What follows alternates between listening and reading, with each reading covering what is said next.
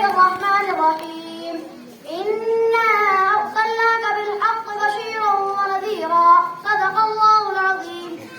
ارباب نظر کو کوئی ایسا نہ ملے گا، ارباب نظر کو کوئی ایسا نہ ملے گا، بندے تو بہت مل جائیں گے، آقا نہ ملے گا. تاریخ اگر ڈھونڈنے کی ثانی محمد، تاریخ اگر ڈھونڈنے کی ثانی محمد، ثانی تو بڑی چیز ہے، سایہ نہ ملے گا.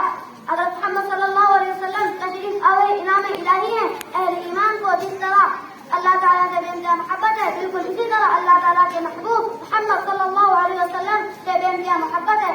اپنے حضور کی سیرت خلافت کی بات کھلی کتاب کے مانند ہے. آپ رسول تعلیمات سے صحابہ کرام کے دل میں، آپ رسول تعلیمات سے صحابہ کرام کے دل میں روشنی سے منور ہوا. بڑے صبر طوفان ان کا کچھ نہ بگاڑ پایا.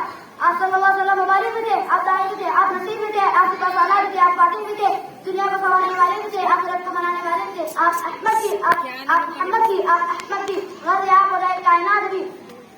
اس لیے پیغمبر کے دشمن، آپ صلی اللہ علیہ وسلم کے دشمن، ان کے جانی دشمن، ان کے دوست بن جاتے.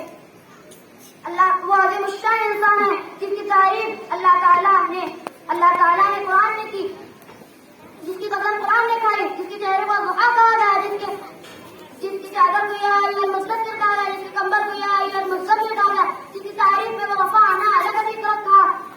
اور کیا کہوں اس وجود کا جس کو رحمت العالمین کا نگاہ عشق مسیح میں وہی اول وہی آخر، نگاہ عشق مسیح میں وہی اول وہی آخر، وہی قرآن وہی فرقان وہی یاسین وہی طٰہٰ.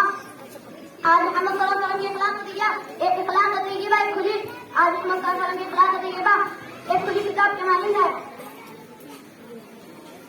ایک شعر کے ساتھ میں اپنی تقریر ختم کرنا چاہتا ہوں.